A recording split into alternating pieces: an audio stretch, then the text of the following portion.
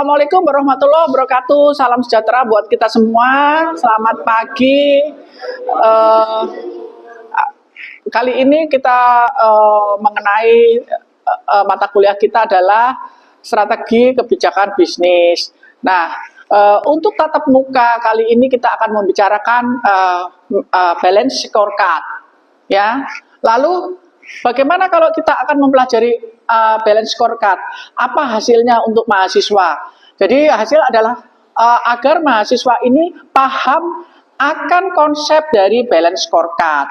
Selanjutnya di dalam penerapan balance scorecard, mahasiswa bisa menganalisis perusahaan, atau kita akan belajar studi kasus sehingga kalian dapat menerapkan balance scorecard terhadap suatu perusahaan yang nantinya akan menjadi tugas kalian. Oke.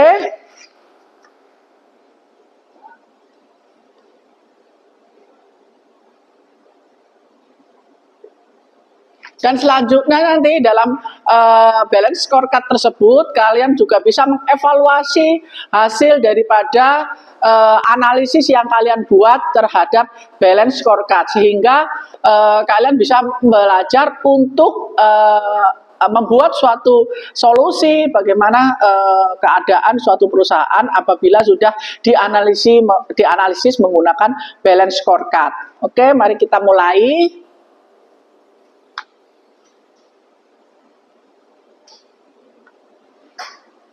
Kata balance adalah suatu bentuk keseimbangan. Jadi di sini ada 4 perspektif di dalam balance scorecard. Di sini adalah mengenai perspektif terhadap keuangan, kemudian perspektif terhadap pelanggan, ya.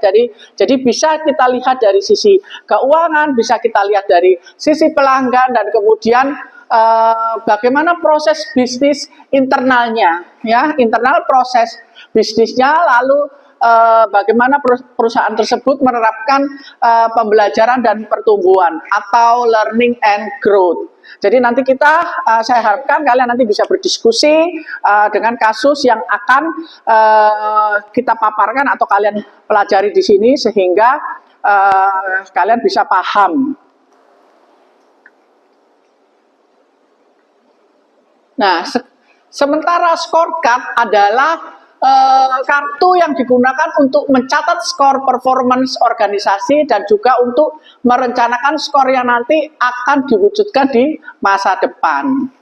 Jadi artinya di sini bahwa BSC atau balance scorecard adalah konsep manajemen yang membantu menerjemahkan strategi ke dalam suatu tindakan. Ya, dikembangkan ini di tahun 1990 oleh Robert Kaplan dan David Norton sebagai upaya untuk memantau pencapaian tujuan organisasi. Ya, sebenarnya tidak hanya dari perspektif finansial, melainkan dari perspektif pelanggan, penyempurnaan proses internal dan pembelajaran dan inovasi pertumbuhan.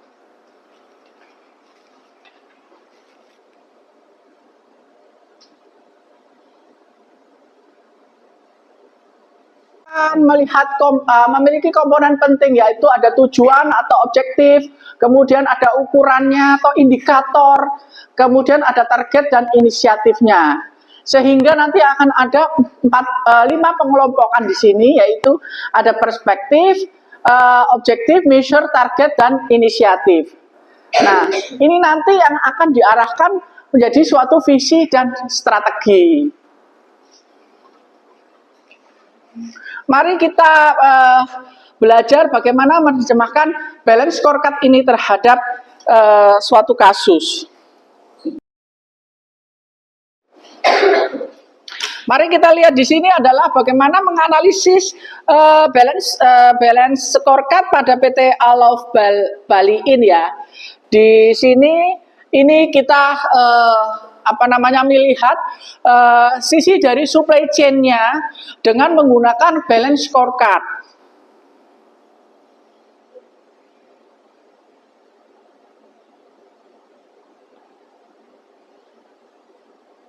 Nah, dari perspektif keuangan, maka akan terlihat di sini bahwa tujuan utamanya di sini adalah untuk meningkatkan profitabilitas, dan indikator yang digunakan dalam perspektif ini adalah ROI atau ROI ya, Return of Investment, lalu kemudian ada Gross Operating Income, lalu ada EVA ya, kemudian ada contohnya nanti akan dilakukan efisiensi biaya dan diversifikasi produk.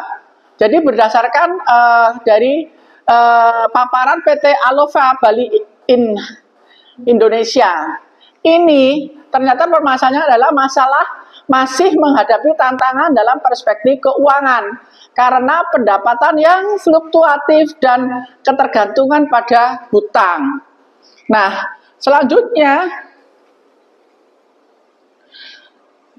pada perspektif pelanggan, perusahaan harus menetapkan segmen target dan menciptakan nilai melalui produk atau layanan yang unggul untuk mendukung kinerja finansial jangka panjangnya. Nah, ini akan mengukur kepuasan dan retensi pelanggan melalui indikator seperti indeks kepuasan, kemudian ada inisiatif seperti ada pelatihan pelayanan dan peningkatan kualitas. Nah, berdasarkan penelitian atau berdasarkan survei yang sudah dilakukan, maka PT Alova Bali Indonesia ini dinilai cukup baik pada perspektif pelanggan dengan mempunyai nilai rata-rata 4,20 dari responden berdasarkan survei yang sudah dilakukan oleh PT Alova Bali Indonesia. Kemudian untuk proses bisnis internalnya, apa yang bisa kita lihat dalam bisnis internal di perusahaan PT Alova Bali Indonesia ini? Maka pada proses ini ada terjadi proses kritis seperti inovasi, operasi dan pelayanan purna jual yang bisa menciptakan value proposition yang menarik pelanggan dan memuaskan untuk pemegang saham. Tujuannya apa? Yaitu tujuannya pasti adalah untuk meningkatkan efisien dan kualitas melalui indikator. Jadi indikator di sini adalah waktu siklus, tingkat kesalahan, kemudian ada produktivitas, serta inisiatif seperti automasi dan kontrol yang berkualitas. Nah, berdasarkan survei yang dilakukan oleh PT Alova Bali Indonesia ini, maka mendapatkan nilai rata-rata 4,78 pada perspektif proses bisnis internalnya. Dan ini menandakan bahwa kinerja dalam PT Alova Bali Indonesia ini mempunyai kinerja yang sangat baik. Selanjutnya pada perspektif pembelajaran dan pertumbuhan. Perspektif pembelajaran dan pertumbuhan dalam balance scorecard ini akan mendukung perbaikan jangka panjang dengan mendorong investasi pada SDM, sistem dan prosedur melalui inisiatif seperti dilakukannya pelatihan, kemudian penghargaan dan manajemen pengetahuan. Lalu kemudian mengukur kemajuan lewat indikator yaitu kepuasan karyawan, pelatihan, dan inovasi produk. Dari sisi perspektif pembelajaran dan pertumbuhan, maka PT Alova Bali Indonesia ini menunjukkan kinerja yang sangat baik dan ini mempunyai nilai yaitu rata-rata 4,61. Selanjutnya, kesimpulannya adalah dengan menggunakan balance scorecard akan membantu organisasi untuk menyelaraskan strategi dengan operasional harian melalui keseimbangan antara hasil keuangan dan faktor pendukungnya dan faktor pendukung yang berkelanjutan, sehingga akan diperlukan evaluasi kembali secara berkala agar strategi tetap relevan dan tujuan tercapai. Alova Bali Indonesia ini menerapkan balance scorecard-nya dengan fokus pada peningkatan ROI dan melalui efisiensi biaya. Kemudian juga akan meningkatkan layanannya, lalu dia akan melakukan efisiensi proses melalui kontrol kualitas dan serta melakukan pelatihan karyawannya dan melakukan inovasi produk pada pembelajaran dan pertumbuhannya. Nah, selanjutnya di sini kita akan buka diskusi mengenai kasus balance scorecard yang ada di PT Bali Alof Bali Indonesia. Oke, kita buka ya. Baik, sampai di sini ada yang bertanya mengenai pengertian atau pertanyaan yang lebih mendalam mengenai balance scorecard. Ya, silakan. Tolong nama dan NIM-nya, Mas. Kenal dulu sama saya bermuda dengan NIM 21. Oke, silakan. Apa? Saya mau bertanya tentang tadi kan dalam penjelasan balance scorecard terdapat indeks kepuasan. Kalau indeks kepuasan tinggi tapi penjualan stagnan, menurut Ibu apa yang harus dievaluasi dari PT Alof Bali Indonesia? Penjualan tinggi, namun Kepuasan tinggi tapi penjualan stagnan. oke. Jadi ternyata ada masalah jika kepuasannya tinggi, tetapi secara penjualan ternyata tidak ada peningkatan atau tidak terjadi fluktuatif. Artinya di sini bahwa biasa-biasa aja penjualan. Kira-kira ada yang bisa menanggapi dengan case seperti ini? Ya, silakan Mas. Namamu siapa? NIM? Saya Muhammad Fahmi Irfansyah dengan NIM 214/009. Izin menjawab atau memberikan sedikit jawaban tentang dari pertanyaan awal. Yang perlu dilakukan evaluasi terhadap indeks kepuasan pelanggan dari segmentasi pasar, yaitu apakah perusahaan menjangkau pasar yang tepat, bisa jadi pelanggan yang puas atau yang puas adalah segmen kecil yang tidak tumbuh. Lalu yang kedua ada customer acquisition, yaitu apakah perusahaan aktif menambah pelanggan baru atau hanya mempertahankan yang lama. Lalu yang ketiga ada brand awareness dan marketing, yaitu pelanggan yang puas belum tentu merekomendasikan. Evaluasi strategi promosi dan visibilitas brand.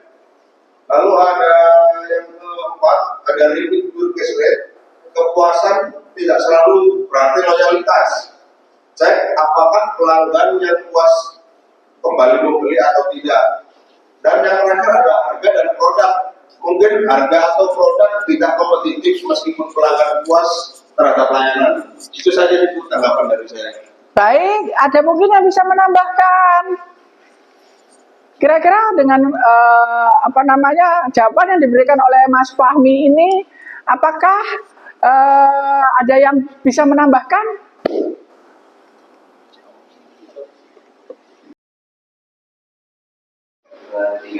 Jadi ada 3 tambahan dari jawaban Fahmi, Bu. Yang pertama brand awareness dan marketing. Pelanggan yang puas belum tentu merekomendasikan. Yang kedua repeat purchase rate. Kepuasan tidak selalu berarti loyalitas. Terus yang terakhir harga dan produk. Mungkin harga atau produk tidak kompetitif. Demikian ya tambahannya. Jadi sebenarnya begini kasusnya.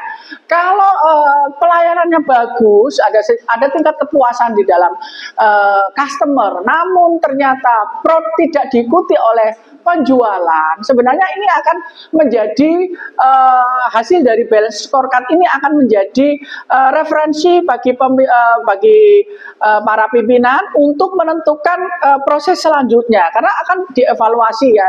Jadi kalau misalnya dari sisi pelanggan bagus, namun tapi dari sisi penjualan tidak mengalami peningkatan, maka harus dilihat bahwa mengapa, atau disurvei kembali atau di riset kembali mengapa produknya tidak mengalami peningkatan. Seharusnya kalau itu masyarakat puas, maka masyarakat akan cenderung melakukan pembelian lebih banyak atau akan terjadi peningkatan. Nah, ini bisa dilihat, atau tadi seperti katanya Mas Fahmi, maka akan bisa dilihat dari produknya tersebut. Apakah produk tersebut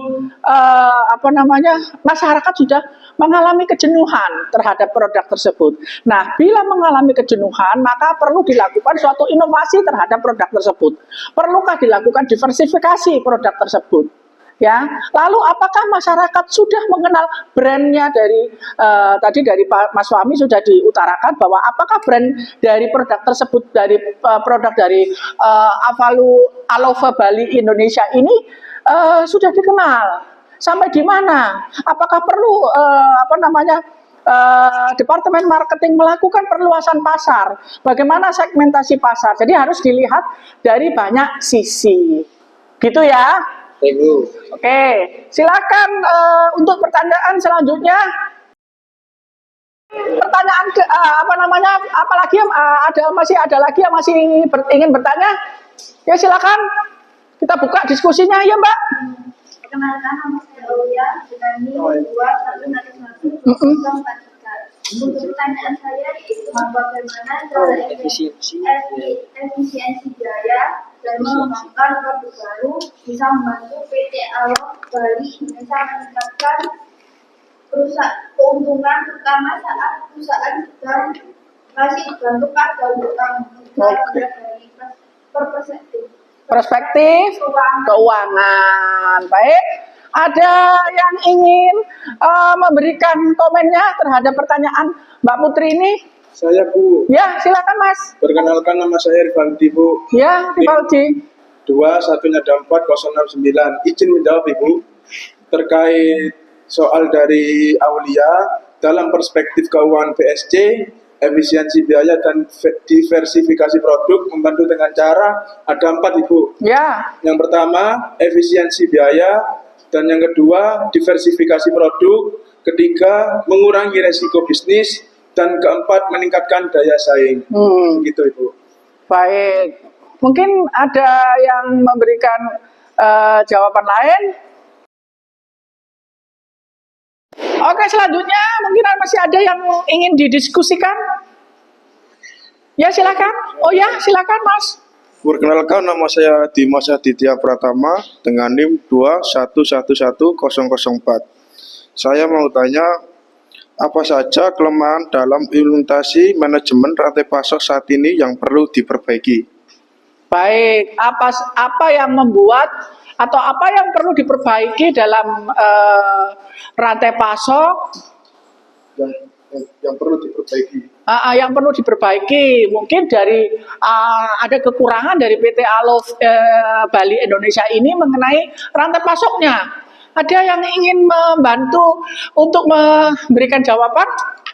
Oh ya silakan. Perkenalkan, nama saya Aditya Tugas Septian dengan NIM 21112042. Beberapa kelemahan dalam manajemen rantai pasok yang perlu diperbaiki. Yang pertama, kurangnya integrasi data antar bagian supplier, produksi, dan distribusi. Yang kedua, perencanaan permintaan yang tidak akurat menyebabkan kelebihan atau kekurangan stok. Yang ketiga, waktu respon yang lambat terhadap perubahan pasar atau gangguan logistik. Baik, jadi beberapa bagian-bagian memang perlu terorganisasi sehingga bisa mencapai keunggulan dalam rantai pasoknya. Ada yang perlu ditambahkan nih teman-teman? Ya silakan. Nama saya NIM-nya 211012. Saya ingin mendapatkan jawaban dari yang tadi, yaitu mungkin kurangnya pemanfaatan teknologi seperti IoT atau ERP. Yang kedua mungkin ketergantungan pada supplier tunggal, jadi berisiko terjadi gangguan pasokan. Yang ketiga mungkin koordinasi yang lemah antara departemennya, misalnya antara gudang, produksi, atau penjualannya.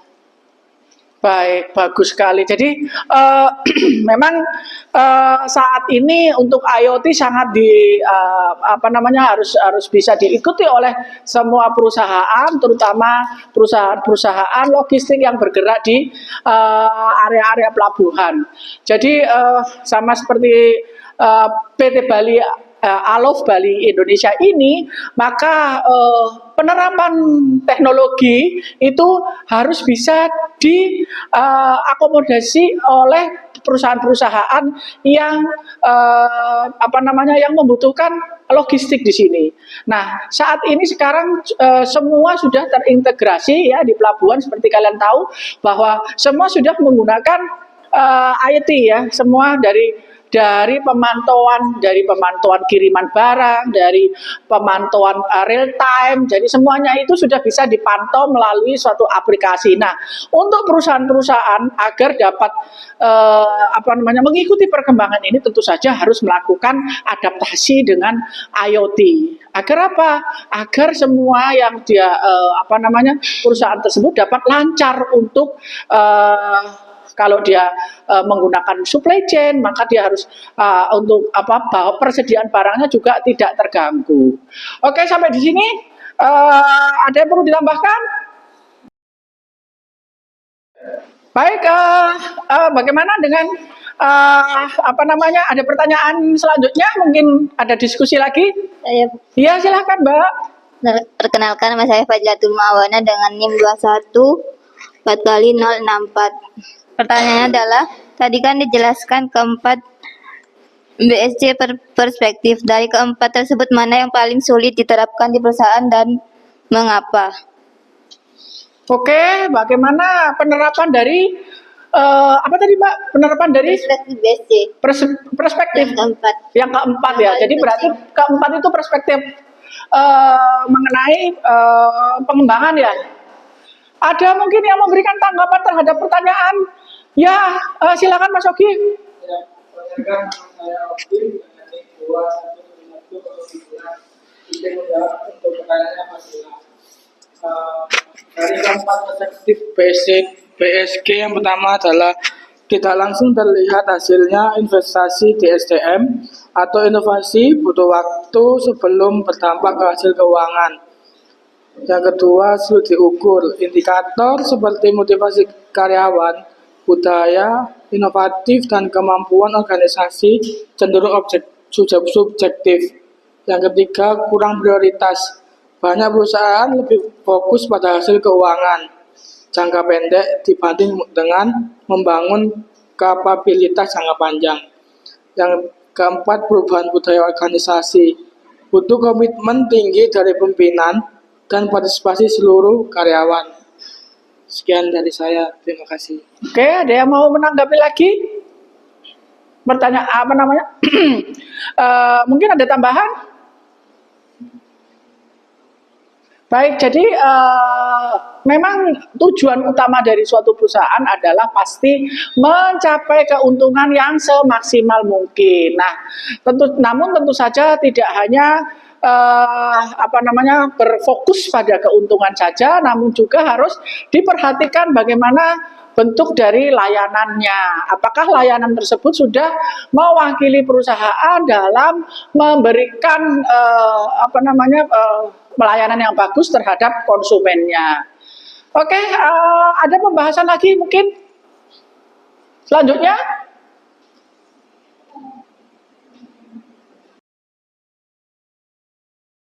Oke, baik, saya kira untuk pembahasan mengenai balance scorecard sudah sangat dipahami oleh kalian, sehingga nanti tugas berikutnya adalah membuat suatu makalah yang menerapkan balance scorecard tersebut terhadap perusahaan-perusahaan. Saya harap dengan adanya tugas tersebut nanti kalian bisa lebih jelas lagi, kalian lebih paham lagi, dan itu bisa menjadi suatu tugas akhir kalian.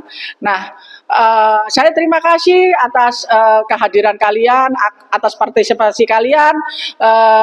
Jika ada salah kata, saya minta maaf, baik yang kesalahan yang sengaja maupun tidak sengaja. Terima kasih. Assalamualaikum warahmatullahi wabarakatuh. Salam sejahtera buat kita semua. Selamat siang.